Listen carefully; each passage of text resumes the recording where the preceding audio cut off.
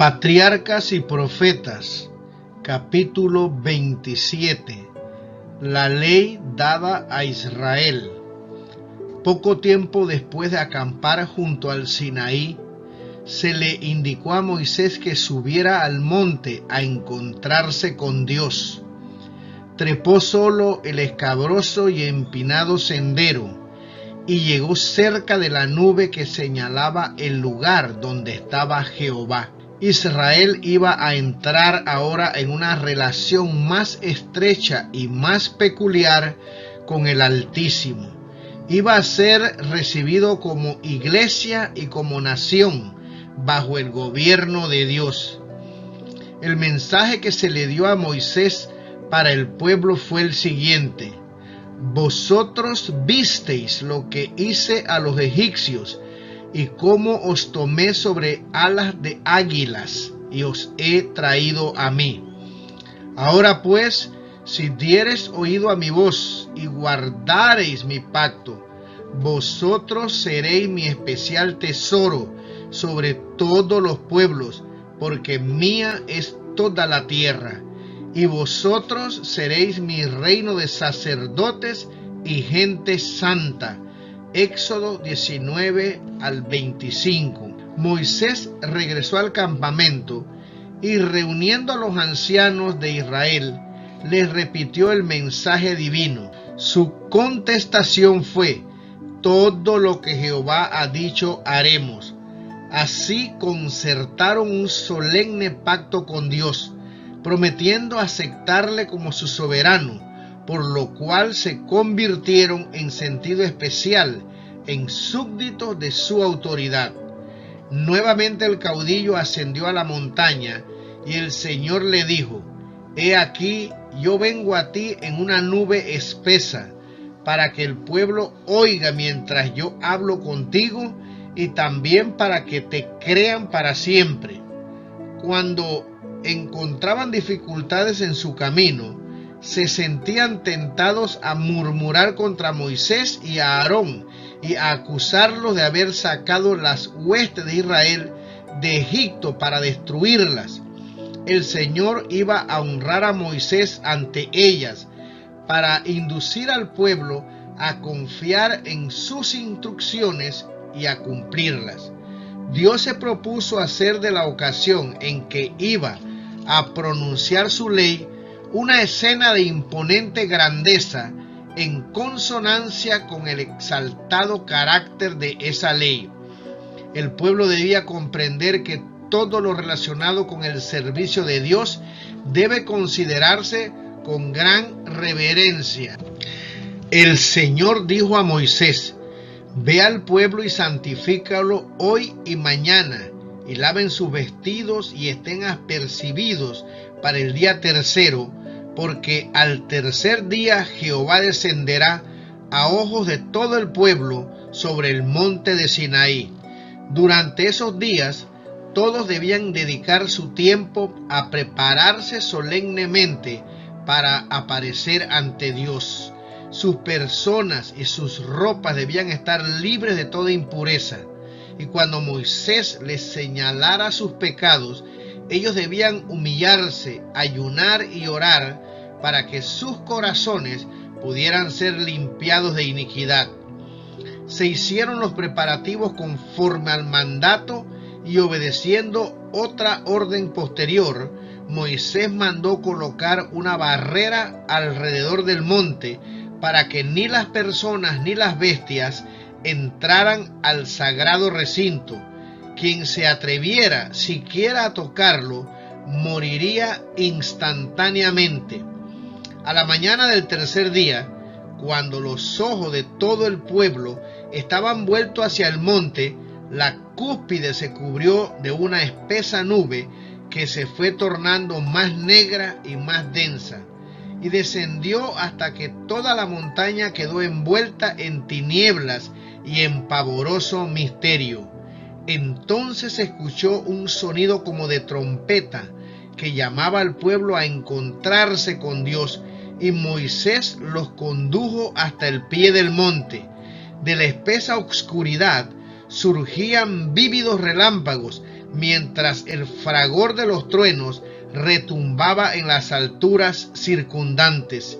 Y todo el monte de Sinaí humeaba, porque Jehová había descendido sobre él en fuego, y el humo de él subía como el humo de un horno, y todo el monte se estremeció en gran manera.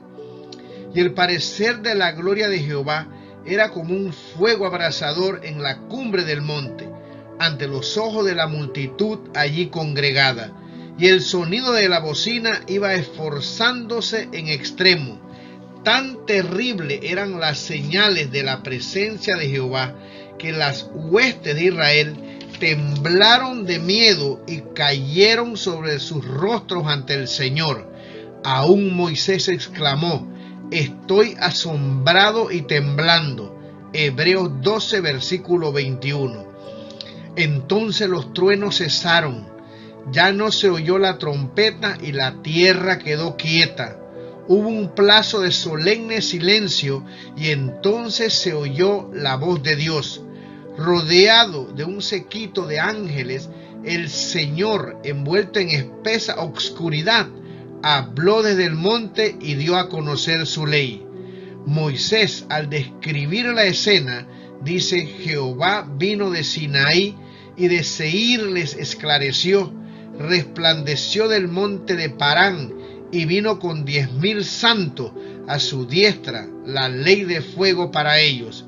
Aún amó los pueblos todos, sus santos en tu mano, ellos también se llegaron a tus pies, recibieron de tus dichos. Jehová se reveló no solo en su tremenda majestad como juez y legislador, sino también como compasivo guardián de su pueblo.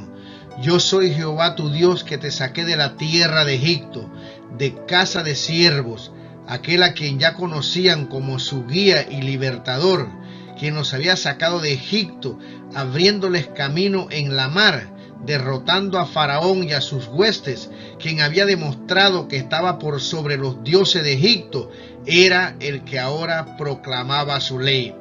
La ley no se proclamó en esa ocasión para beneficio exclusivo de los hebreos. Dios los honró, haciéndole guardianes y custodios de su ley, pero habían de tenerla como un santo legado para todo el mundo. Los preceptos del Decálogo se adaptan a toda la humanidad y se dieron para la instrucción y el gobierno de todos. Son 10 preceptos, breves, abarcantes y autorizados, que incluyen los deberes del hombre hacia Dios y hacia sus semejantes, y todos se basan en el gran principio fundamental del amor. Amarás al Señor tu Dios de todo tu corazón, y de toda tu alma, y de todas tus fuerzas, y de todo tu entendimiento, y a tu prójimo como a ti mismo. Leer Lucas 10:27, Deuteronomio 6, 4 y 5, Levítico 19, 18. En los 10 mandamientos, estos principios se expresan en detalle y se presentan en forma aplicable a la condición y circunstancias del hombre. No tendrás otros dioses delante de mí. Jehová el Eterno, el que posee existencia propia, el no creado, el que es la fuente de todo y el que lo sustenta todo, es el único que tiene derecho a la veneración y adoración supremas. Se prohíbe al hombre dar a cualquier otro objeto el primer lugar en sus afectos o en su servicio. Cualquier cosa que nos atraiga y que tienda a disminuir nuestro amor a Dios o que impida que le rindamos el debido servicio es para nosotros un Dios. No harás para ti imagen de escultura, ni figura alguna de las cosas que hay arriba en el cielo, ni abajo en la tierra, ni de las aguas que hay en las aguas debajo de la tierra. No las adorarás ni rendirás culto. Este segundo mandamiento prohíbe adorar al verdadero Dios mediante imágenes o figuras. Muchas naciones paganas aseveraban que sus imágenes no eran más que figuras o símbolos mediante los cuales adoraban a la deidad, pero Dios declaró que tal culto es un pecado. El tratar de representar al Eterno mediante objetos materiales degrada el concepto que el hombre tiene de Dios. La mente, apartada de la infinita perfección de Jehová, es atraída hacia la criatura más bien que hacia el Creador, y el hombre se degrada a sí mismo en la medida en que rebaja su concepto de Dios. Yo soy Jehová el Señor tu Dios, el fuerte, el celoso. La relación estrecha y sagrada de Dios con su pueblo se representa mediante el símbolo del matrimonio. Puesto que la idolatría es adulterio espiritual, el desagrado de Dios bien puede llamarse celos, que castigo la maldad de los padres en los hijos hasta la tercera y cuarta generación de aquellos, digo, que me aborrecen. Es inevitable que los hijos sufran las consecuencias de la maldad de sus padres, pero no son castigados por la culpa de sus padres, a no ser que participen de los pecados de estos. Sin embargo, generalmente los hijos siguen los pasos de sus padres. Por la herencia y por el ejemplo, los hijos llegan a ser participantes de los pecados de sus progenitores. Las malas inclinaciones, el apetito pervertido, la moralidad depravada, además de las enfermedades y la degeneración física, se transmiten como un legado de padres a hijos hasta la tercera y cuarta generación. Esta terrible verdad debiera tener un poder solemne para impedir que los hombres sigan una conducta pecaminosa, y que uso de misericordia hasta millares de generaciones con los que me aman y guardan mis mandamientos.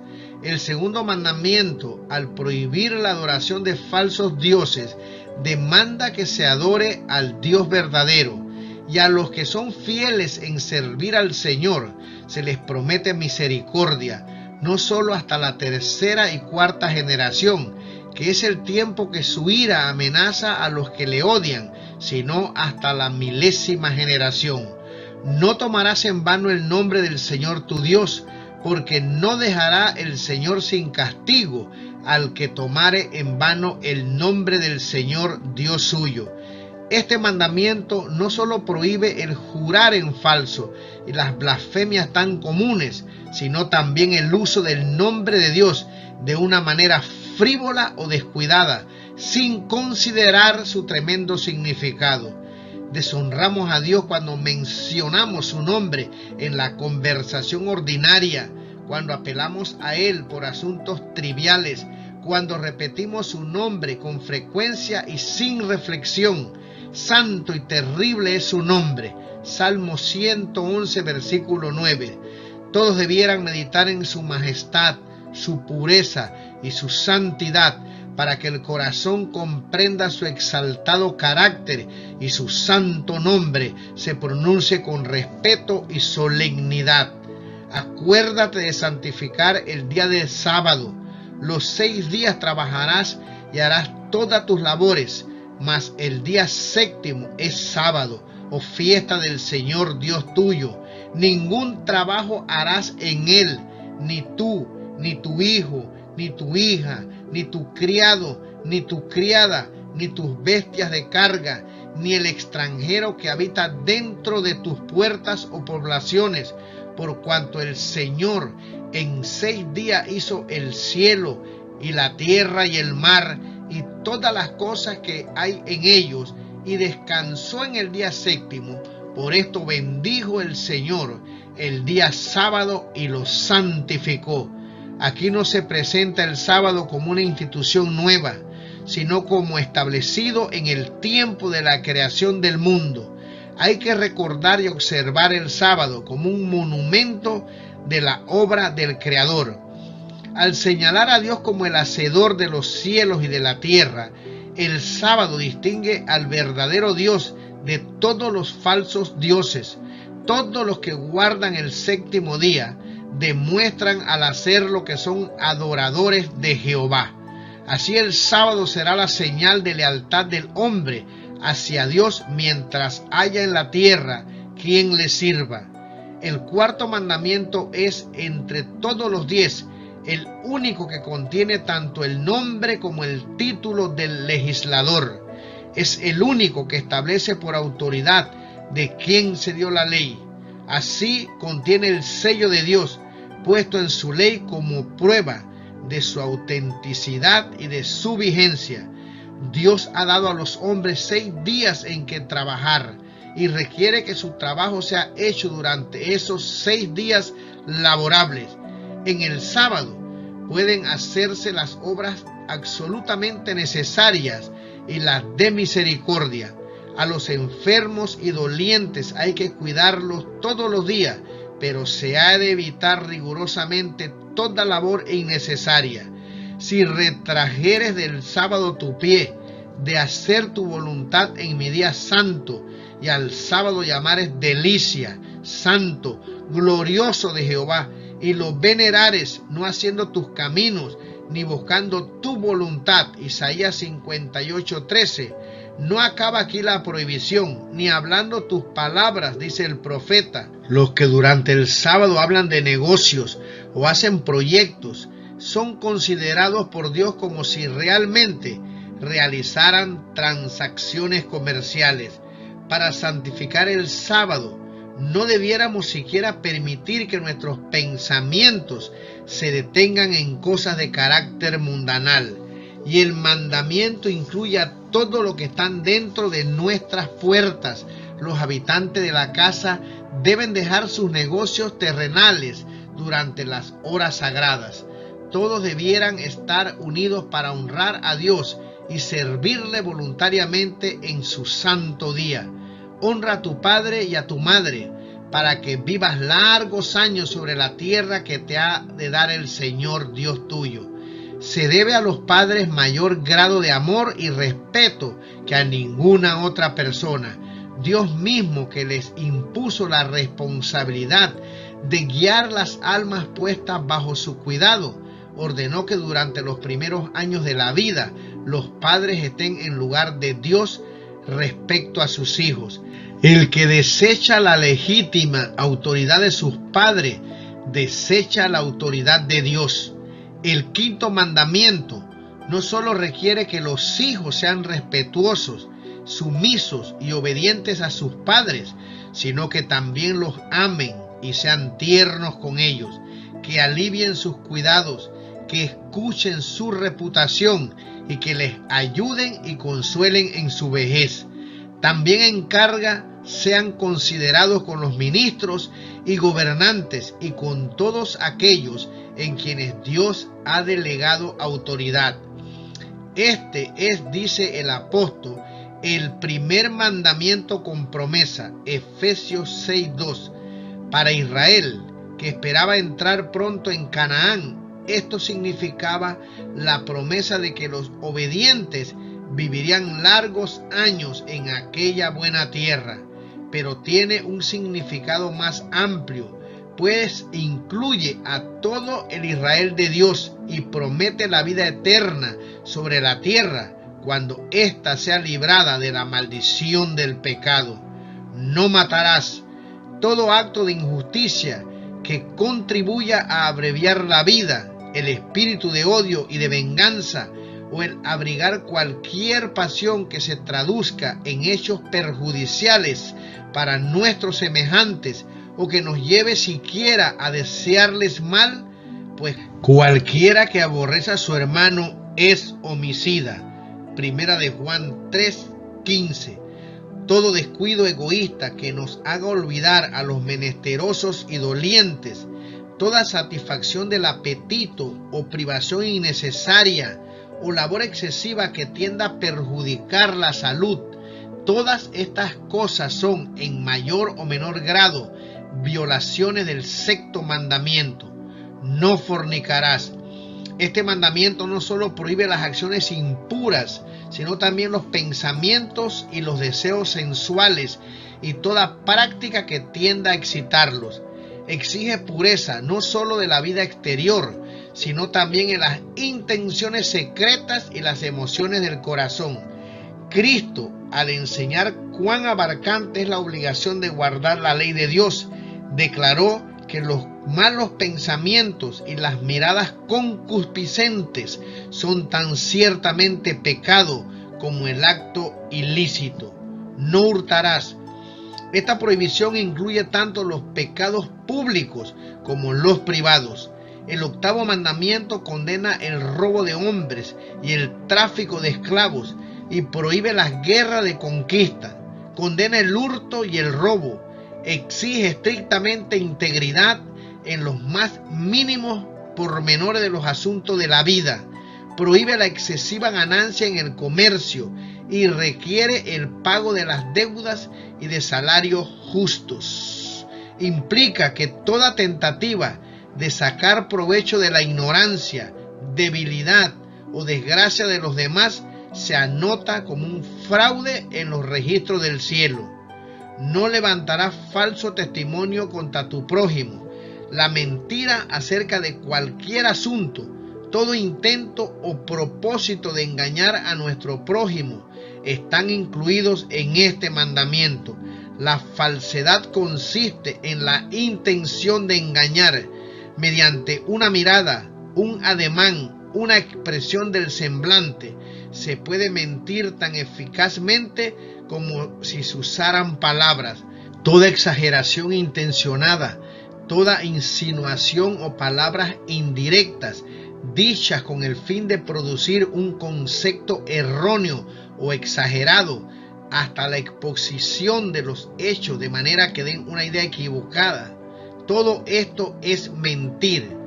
Este precepto prohíbe todo intento de dañar la reputación de nuestros semejantes por medio de tergiversaciones o suposiciones malintencionadas, mediante calumnias o chismes, hasta la supresión intencional de la verdad hecha con el fin de perjudicar a otro es una violación del noveno mandamiento.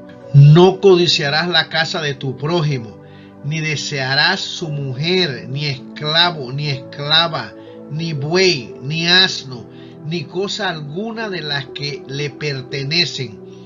El 10º mandamiento ataca la raíz misma de todos los pecados, al prohibir el deseo egoísta, del cual nace el acto pecaminoso.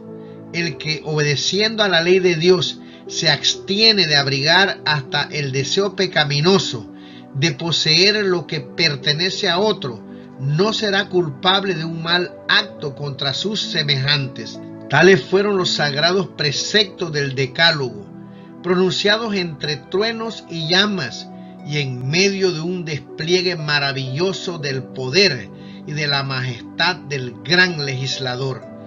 Dios acompañó la proclamación de su ley con manifestaciones de su poder y su gloria, para que su pueblo no olvidara nunca la escena y para que abrigara profunda veneración hacia el autor de la ley, creador de los cielos y de la tierra. También quería revelar a todos los hombres la santidad, la importancia y la perpetuidad de su ley. El pueblo de Israel estaba anonadado de terror. El inmenso poder de las declaraciones de Dios parecía superior a lo que sus temblorosos corazones podían soportar. Cuando se les presentó la gran norma de la justicia divina, comprendieron como nunca antes el carácter ofensivo del pecado y de su propia culpabilidad ante los ojos de un Dios santo. Huyeron del monte con miedo y santo respeto. La multitud clamó a Moisés: habla tú con nosotros, que nosotros oiremos, mas no hable Dios con nosotros, porque no muramos. Su caudillo respondió: no temáis, porque por probaros vino Dios, y porque su temor esté en vuestra presencia, para que no pequéis. El pueblo, sin embargo, permaneció a la distancia, presenciando la escena con terror, mientras Moisés se llegó a la oscuridad en la cual estaba Dios. La mente del pueblo, cegada y envilecida por la servidumbre y el paganismo, no estaba preparada para apreciar plenamente los abarcantes principios de los 10 preceptos de Dios. Para que las obligaciones del Decálogo pudieran ser mejor comprendidas y ejecutadas, se añadieron otros preceptos que ilustraban y aplicaban los principios de los 10 mandamientos. Estas leyes se llamaron derechos porque fueron trazadas con infinita sabiduría y equidad, porque los magistrados habían de juzgar según ellas. A diferencia de los 10 mandamientos, estos derechos fueron dados en privado a Moisés, quien había de comunicarlos al pueblo. La primera de estas leyes se refería a los siervos. En los tiempos antiguos, algunas veces los criminales eran vendidos como esclavos por los jueces. En algunos casos, los deudores eran vendidos por sus acreedores, y la pobreza obligaba a algunas personas a venderse a sí mismos o a sus hijos. Pero un hebreo no se podía vender como esclavo por toda la vida. El término de su servicio se limitaba a 6 años. En el 7º año había de ser puesto en libertad.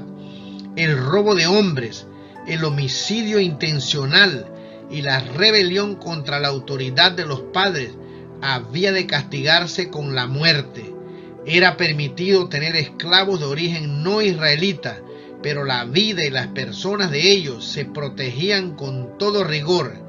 El matador de un esclavo debía ser castigado, y cuando el esclavo sufría algún perjuicio a manos de su amo, aunque no fuera más que la pérdida de un diente, tenía derecho a la libertad. Los israelitas mismos habían sido siervos poco antes, y ahora que iban a tener siervos, debían guardarse de dar rienda suelta al espíritu de crueldad que los habían hecho sufrir a ellos bajo sus amos egipcios. El recuerdo de su propia amarga servidumbre debía capacitarlos para comprender la situación del siervo, para ser bondadosos y compasivos y tratar a los otros como ellos quisieran ser tratados. Los derechos de las viudas y los huérfanos se salvaguardaban en forma especial y se recomendaba una tierna consideración hacia ellos por su condición desamparada. Si tú llegas a afligirle y él a mí clamare, ciertamente oiré yo su clamor, declaró el Señor, y mi furor se encenderá y os mataré a cuchillo, y vuestras mujeres serán viudas y huérfanos vuestros hijos. Los extranjeros que se unieron con Israel debían ser protegidos del agravio o la opresión. Y no angustiarás al extranjero, pues vosotros sabéis cómo se halla el alma del extranjero, ya que extranjeros fuisteis en la tierra de Egipto. Se prohibió tomar usura de los pobres. Si a un pobre se le quitaba su vestido o su frazada como prenda, se le habían de devolver al anochecer. El culpable de un robo tenía que devolver el doble. Se ordenó que se respetara a los jueces y a los jefes, y a los jueces se les prohibió pervertir el derecho, ayudar a una causa falsa o aceptar soborno. Se prohibieron la calumnia y la difamación, y se ordenó obrar con bondad hasta para con los enemigos personales. Nuevamente se les recordó al pueblo su sagrada obligación de observar el sábado. Se designaron fiestas anuales en las cuales todos los hombres de la nación debían congregarse ante el Señor y llevarle sus ofrendas de gratitud y las primicias de la abundancia que Él les diera. Fue declarado el objeto de todos estos reglamentos. No servirían meramente para ejercer una soberanía arbitraria, sino para el bien de Israel. El Señor dijo: habéis de serme varones santos, dignos de ser reconocidos por un Dios santo. Estos derechos debían ser escritos por Moisés y junto con los 10 mandamientos, para cuya explicación fueron dados, debían ser cuidadosamente atesorados como fundamento de la ley nacional y como condición del cumplimiento de las promesas de Dios a Israel. Se le dio entonces el siguiente mensaje de parte de Jehová: He aquí yo envío el ángel delante de ti, para que te guarde en el camino y te introduzca en el lugar que yo he preparado. Guárdate delante de él y oye su voz. No le seas rebelde, porque él no perdonará vuestra rebelión, porque mi nombre está en él. Pero si en verdad oyeres su voz e hicieres todo lo que yo te dijere, seré enemigo a tus enemigos y afligiré a los que te afligieren. Durante todo el peregrinaje de Israel, Cristo desde la columna de nube y fuego fue su guía. Mientras tenían símbolos que señalaban al Salvador que vendría, también tenían un Salvador presente, que daba mandamientos al pueblo por medio de Moisés y que le fue presentado como el único medio de la bendición. Al descender del monte, Moisés contó al pueblo todas las palabras de Jehová y todos los derechos, y todo el pueblo respondió a una voz y dijeron: ejecutaremos todas las palabras que Jehová ha dicho. Esta promesa, junto con las palabras del Señor, que ellos se comprometían a obedecer, fueron escritas por Moisés en un libro. Entonces se procedió a ratificar el pacto. Se construyó un altar al pie del monte y junto a él se levantaron 12 columnas, según las 12 tribus de Israel, como testimonio de que aceptaban su pacto. Enseguida, jóvenes escogidos para ese servicio presentaron sacrificios a Dios. Después de rociar el altar con la sangre de las ofrendas, Moisés tomó el libro de la alianza y leyó a oídos del pueblo. En esta forma fueron repetidas solemnemente las condiciones del pacto, y todos quedaron en libertad de decidir si querían cumplirlas o no. Antes habían prometido obedecer la voz de Dios, pero desde entonces habían oído pronunciar su ley y se les había detallado sus principios para que ellos supieran cuánto abarcaba ese pacto. Nuevamente el pueblo contestó a una voz: haremos todas las cosas que Jehová ha dicho y obedeceremos. Porque habiendo leído Moisés todos los mandamientos de la ley a todo el pueblo, tomando la sangre de los becerros y de los machos cabríos, roció al mismo libro y también a todo el pueblo, diciendo: esta es la sangre del testamento que Dios ha mandado. Hebreos capítulo 9, versículos 19 y 20. Ahora se habían de hacer los arreglos para el establecimiento completo de la nación escogida bajo la soberanía de Jehová como rey. Moisés había recibido el mandato: sube a Jehová, tú y a Aarón, Nadab y Abiú, y 70 de los ancianos de Israel, y os inclinaréis desde lejos. Mas Moisés solo llegará a Jehová. Mientras el pueblo oraba al pie del monte, estos hombres escogidos fueron llamados al monte. Los 70 ancianos habían de ayudar a Moisés en el gobierno de Israel, y Dios puso sobre ellos su espíritu y los honró con la visión de su poder y grandeza, y vieron al Dios de Israel, y había debajo de sus pies como un embalsado de zafiro, semejante al cielo cuando está sereno. No contemplaron la deidad, pero vieron la gloria de su presencia. Antes de esa oportunidad, aquellos hombres no hubieran podido soportar semejante escena, pero la manifestación del poder de Dios los había llevado a un arrepentimiento reverente. Habían contemplado su gloria, su pureza y su misericordia, hasta que pudieron acercarse al que había sido el tema de sus meditaciones. Moisés y Josué, su ministro, fueron llamados entonces a reunirse con Dios, y como habían de permanecer ausentes por algún tiempo, el jefe nombró a Aarón y a Hur para que, ayudados por los ancianos, actuaran en su lugar. Entonces Moisés subió al monte, y una nube cubrió el monte, y la gloria de Jehová reposó sobre el monte Sinaí.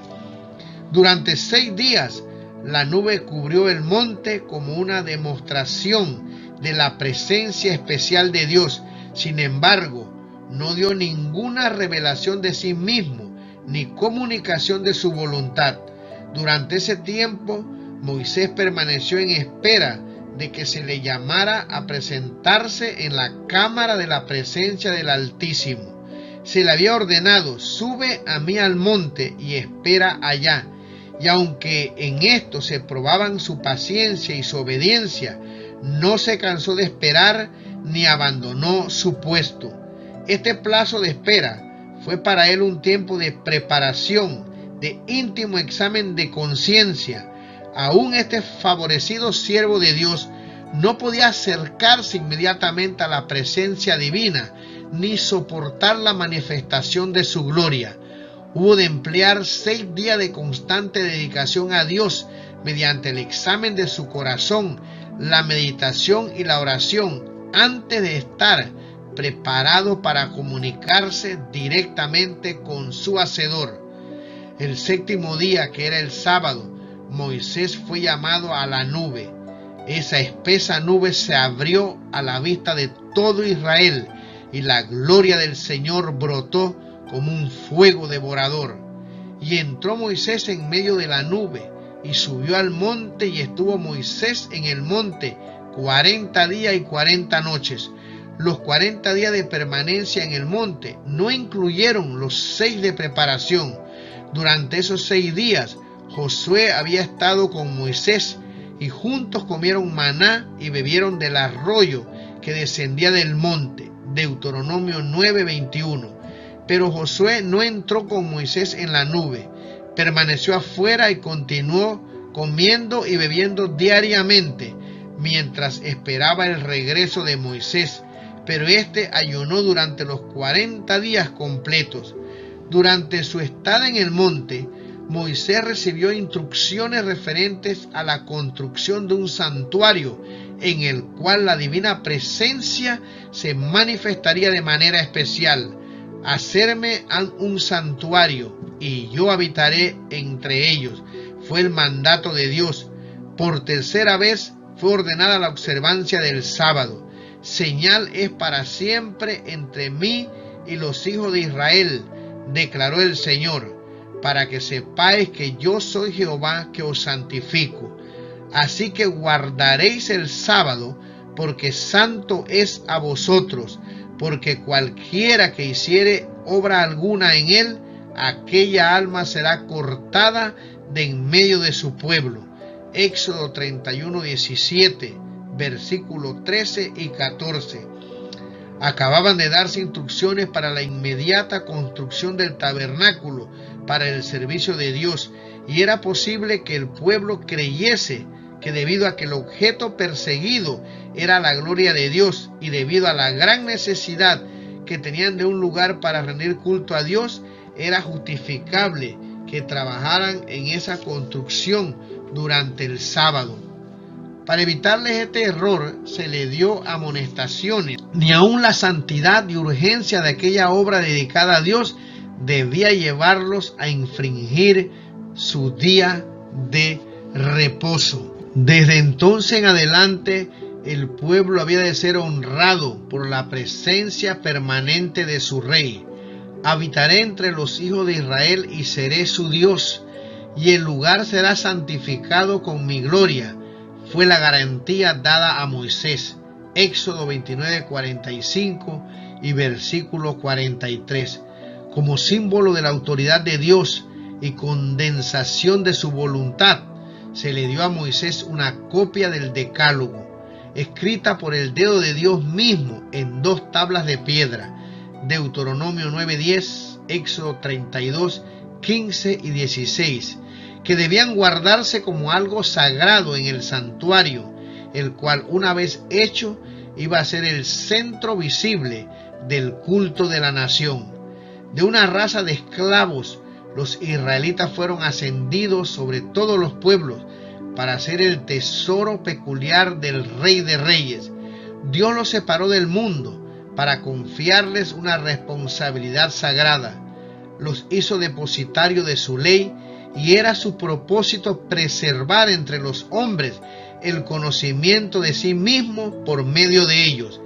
En esa forma, la luz del cielo había de alumbrar a todo un mundo que estaba envuelto en tinieblas, y se oiría una voz que invitaría a todos los pueblos a dejar su idolatría y servir al Dios viviente.